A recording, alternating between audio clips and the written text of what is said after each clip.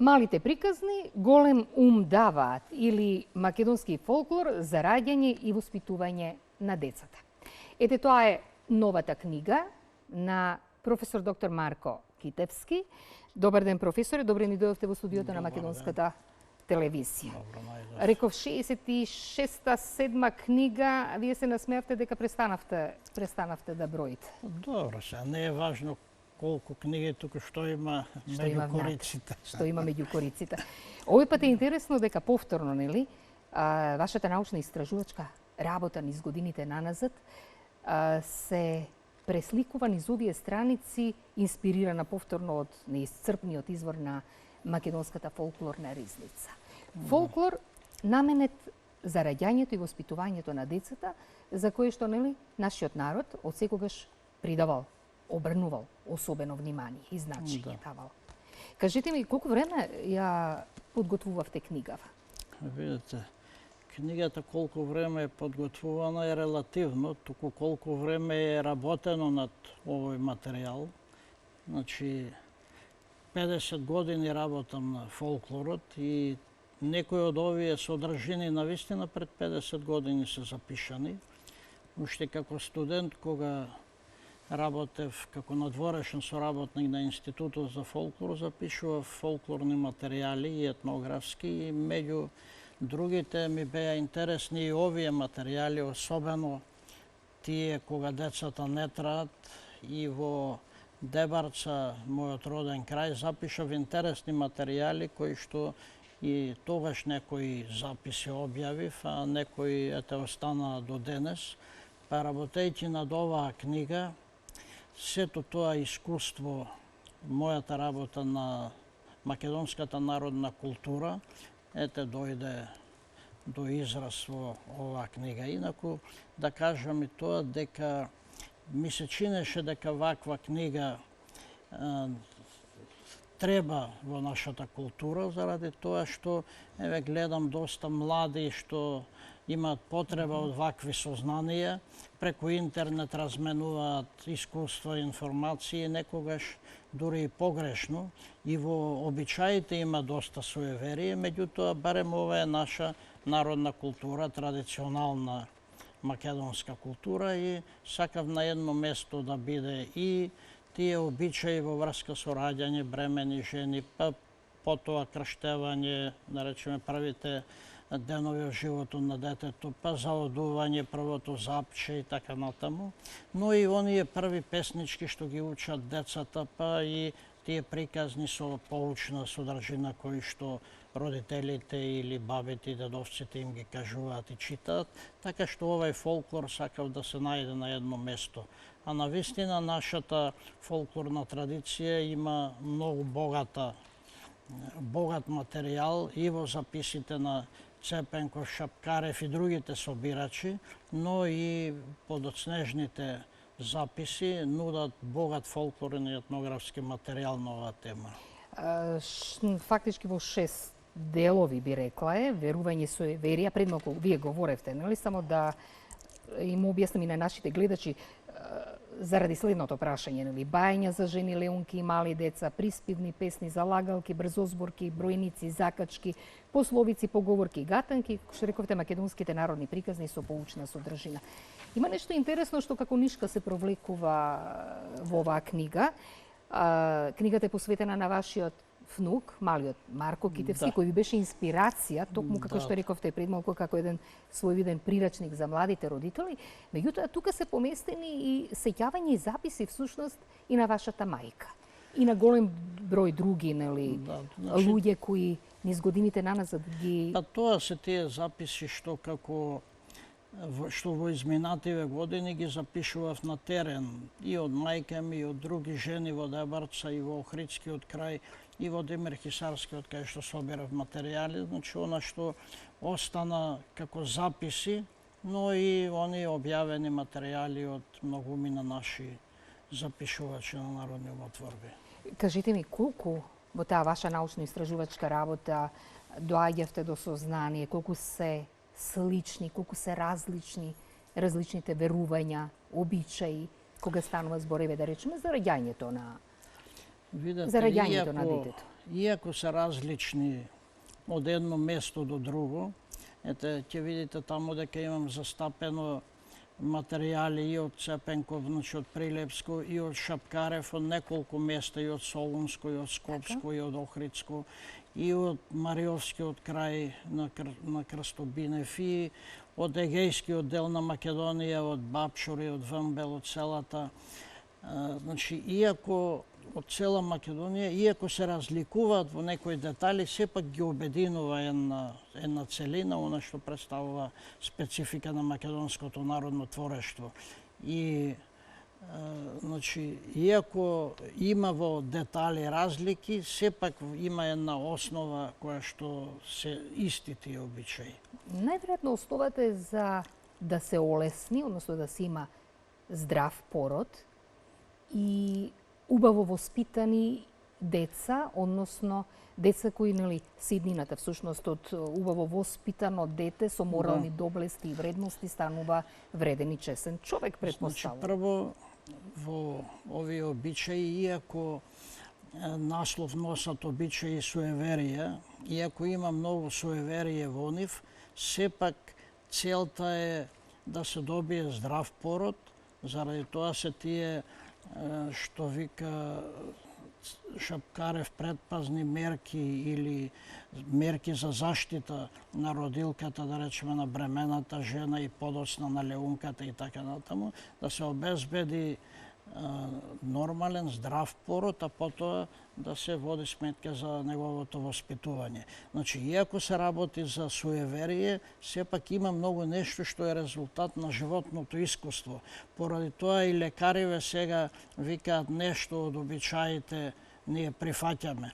Значи, еве да речеме, таму се вели дека жената леунка и детето новороденото не треба да доаѓаат во контакт многу со посетители. Тоа е поради можност за инфекции, не е само урок во чисто научно потврдено, така, заради разноразни вируси, алергии, бактерии, разни зарази и така натаму. Значи, народот немал тогаш лекари, немал медицинско образование, но имал некое искуство со кое што се штител и си обезбедувал на децата подобра иднина. На децата. Интересни се верувањата и кога станува збор за давањето на име на новороденото. Спомнавте пред малку за децата што не траеле.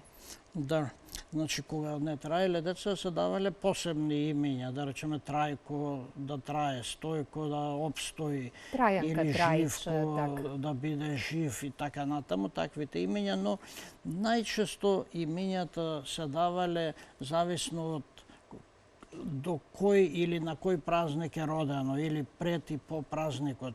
Да речеме, ако било на Свети Никола, било Никола, ако било на Василица, Васил и така натаму.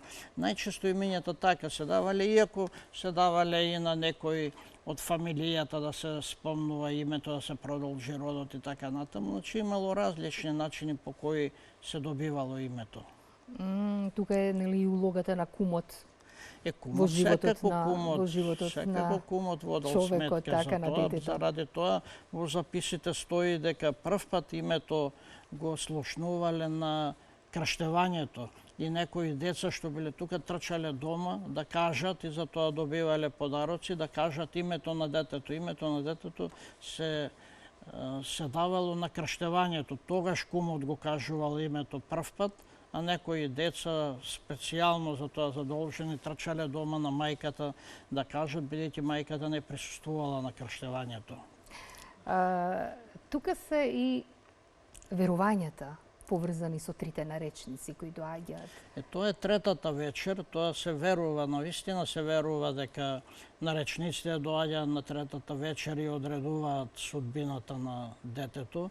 Има доста и народни приказни на таа тема, но и во записите што ги правев на терен, една жена навистина ми кажуваше дека тоа секогаш кога се раѓало дете, дури изведувале обичаи да ги надмудрат наречниците, па со стапалките на Пепел. детето ќе направеле низ пепелта така една трага и ќе речеле еве ти си на кошара кај говедата, кај овците, да не те бараат тука на речниците, бидејќи се плашеле од наречување на лоша судбина.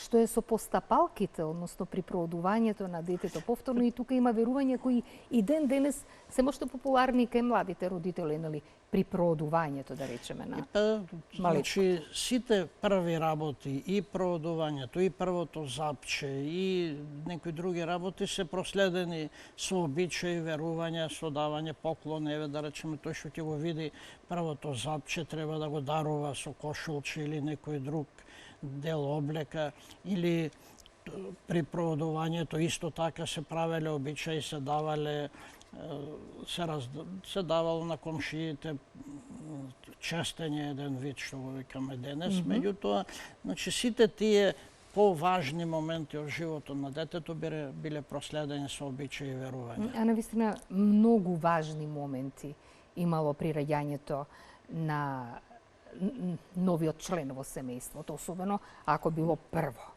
И како викаат прво, па машко или кога се раѓало Па видете, во минатото се гледало првото да е машко заради продолжување на семејната лоза. Иако денес не се придава толку значење, меѓутоа во минатото тоа било, па има и пословици, да речеме, кога се раѓа женско и стреите плачат, затоа што женското било за друга куќа, па машкото останувало како продолжуваш на семејната лоза, наследник на имотот и така натаму. И како одмена на родителите, како заштитник на семејството. Старите и така натаму. И така натаму.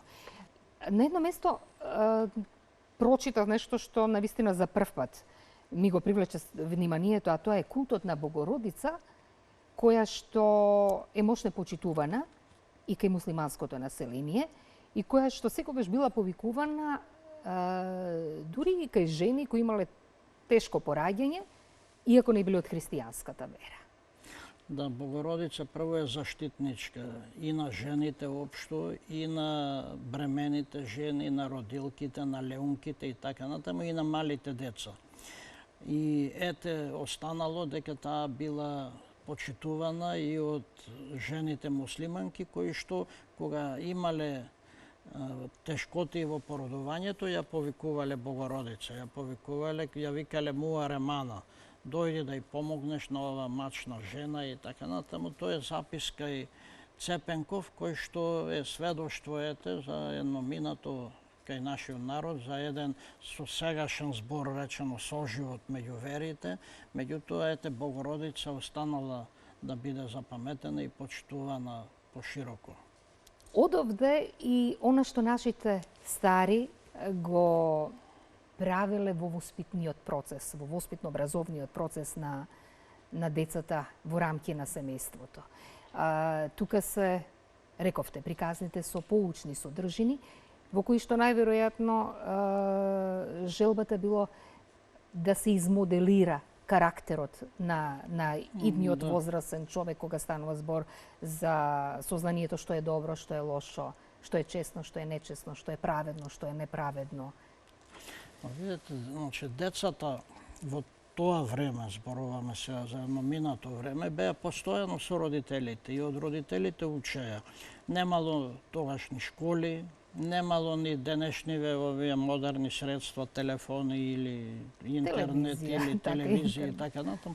Детето било цело време со родителите и на работа во полето, и на ручек дома, и при овие домашни работи, дури од мали децата почнувале да помагаат нешто да донеси или вода или нешто друго, така што постојано од родителите слушале што треба да прават, како треба да прават и на тој начин.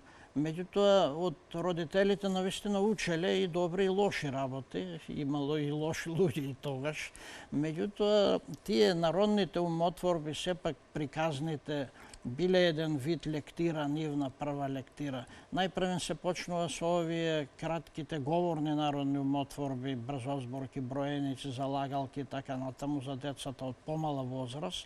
Меѓутоа, подоцна веќе приказните биле тие што ги насочувале, што ги воспитувале, што им укажувале на доброто и лошото, што одделувале, да речеме, што е позитивно, што е негативно. Ова кога ги спомнавте брзозборките како еден вид логопедски вежби во денешно Точно време. и тоа се, да, тие, еве, тука во тие кратки говорни умотворби имаме неколку. Прво се залагалките, тие се за малите деца да се залажат, да не плачат. Им се пеат тие песнички, им се кажуваат, па се споменува името на детето, па се милуваат и така натаму, значи да не плачат, да не бидат немирни и така. Потоа доаѓаат тие брзозборки што се, тие пак се изговараат брзо и се внимава на изговорот, поради тоа што има некои зборови со потешки за изговор, па така тие помагаат кај децата со потежок изговор, со говорни мани и така натаму. А овие веќе броениците, тие самите децата си кажуваат при одредување кој прв ќе ја почне играта или ќе ја заврши. Значи, започнуваат со броење или со некои зборови што и нема смисла, како ономоно, дономоно и така натаму, меѓутоа има ритам и така децата ги бројат во круг, тој последен што ќе остане, тој ја почнува играта или излегува од колото и така натаму. Тоа се тие народни умотворби што децата ги говорат сами, ги учат сами, ги создаваат или родителите или возрастните ги создаваат за децата, меѓутоа тие се за помалата возраст. Тие и денес може да послушат во детските јасли, во градинките и така натаму, особено за вежбање на изговорот.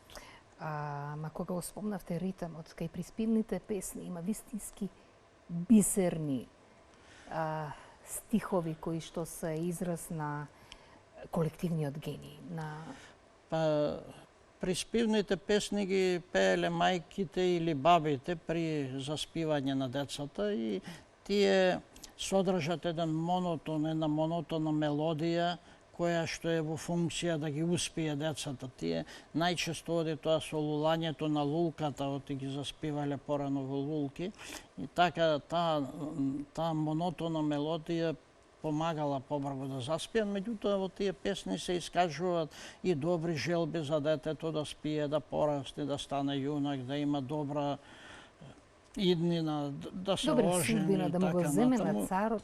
Па некогаш дури и имале и таква една желба искажана да направи освета кон насилниците што нанесле некое зло на семејството и така натаму. А тоа на царот да му го земе царството е една желба.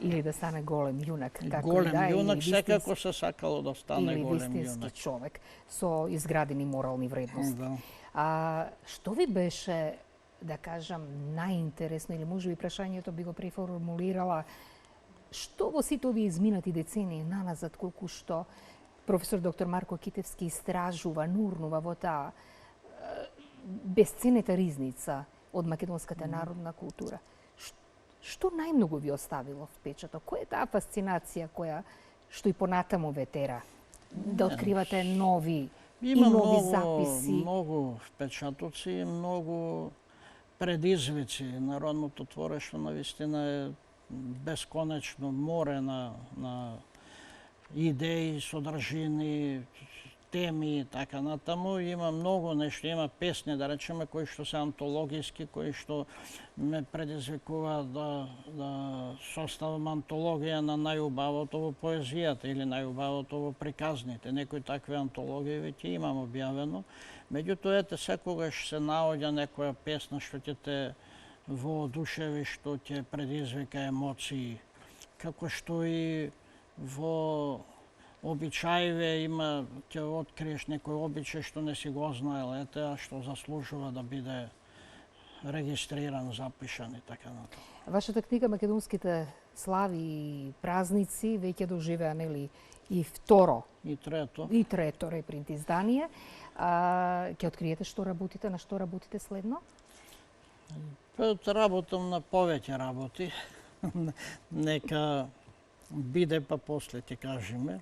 Но еве и таа книга со празниците веќе е исцрпена, па нешто работам ново да ја дополнам со некои нови, нели, еве нашата православна црква прогласи нови светци наши, тукашни македонци, македонски, но и некои други што биле помалку познати, а култот сепак постоел на територијата на Македонија, така сакам да ги вклопам во едно ново издание. Знам дека вашиот дух нема да мирува и знам дека таа фасцинација од македонската народна култура и таа пребогата наша, значи ризница, нема да ве остави на рад да си ги поминувате пензионерските денови. Професоре, искрено ви благодарам што бевте гостин во денешното издание на неделниот магазин. Оваа книга не е посветена, значи само беше инспирација вашиот внук Марко Китевски, меѓутоа оваа книга е еден вистински прирачник за секој млад.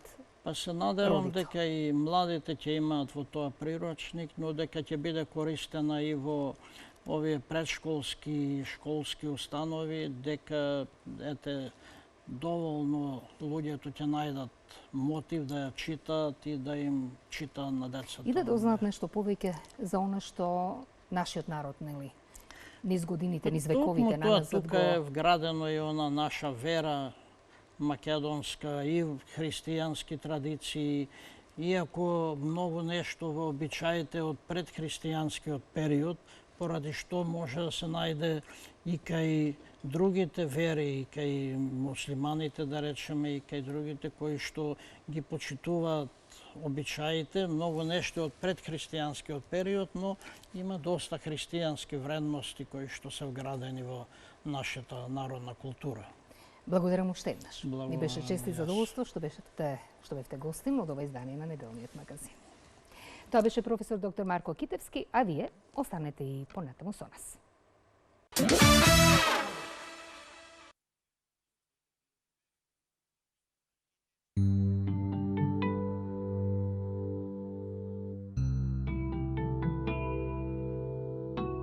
Знам дека е голема за тебе промената од мојата топла преградка до воздухот на улица. Колку и да е тешка ноќ за нас, без оно ќе поминам и нема да ми пречи твојот плач. Јас ќе станам да те покријам. Биди ми безгрижно ти, мама е тука, знај. Ке избришам солзички твои секој пат, да. Очиња тажни засмеа, заменувам, поставувам ред. Мило спокојно спи во новиот свет.